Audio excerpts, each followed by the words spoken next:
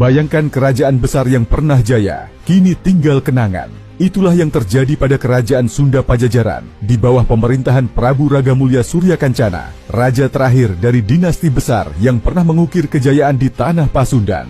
Prabu Ragamulya, yang dikenal juga sebagai Pucuk Umun Pulasari atau Nusia Mulya, memerintah dari tahun 1567 hingga 1579 Masehi, menggantikan ayahandanya, Prabu Nilakendra. Namun berbeda dengan para pendahulunya yang memimpin dari Istana Megah di Pakuan Pajajaran, Ragamulya memilih menyingkir ke lereng Gunung Pulasari di wilayah Pandeglang, menjadikan tempat itu sebagai pusat kekuasaan baru.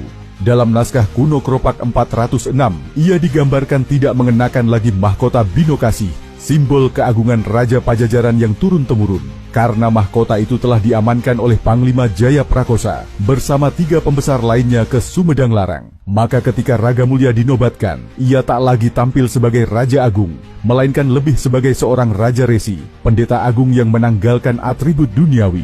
Ia memilih untuk bertahan dan merenungi akhir zaman kerajaannya, seperti matahari yang bersiap tenggelam ke ufuk barat, meninggalkan kilau cahaya terakhir. Ia tidak ingin memperluas wilayah atau memperkuat pasukan, tetapi hanya ingin mempertahankan kehormatan dan sisa-sisa kejayaan Pajajaran dari serangan Kesultanan Banten dan Cirebon yang semakin mendesak. Laskar-laskar Muslim dari Surasowan Wahanten dan Pakungwati Cirebon menggempur pusat kekuasaan Pajajaran, dan akhirnya pada 8 Mei 1579 Masehi, tepat pada hari ke-11 bulan terang, Wesaka tahun 1501 Saka atau 11 Rabiul Awal 987 Hijriah, kerajaan Sunda Pajajaran resmi sirna dari muka bumi. Namun kejatuhan itu tidak diiringi dengan penghancuran total. Tempat-tempat keramat seperti batu tulis dan patung Ki Purwagalih tetap dibiarkan berdiri sebagai saksi bisu masa lalu. Batu Singgasana Watu Gilang dipindahkan ke Banten, sementara mahkota Binokasih tetap berada di Sumedang Larang dan kelak dikenakan oleh Prabu Geusan Ulun.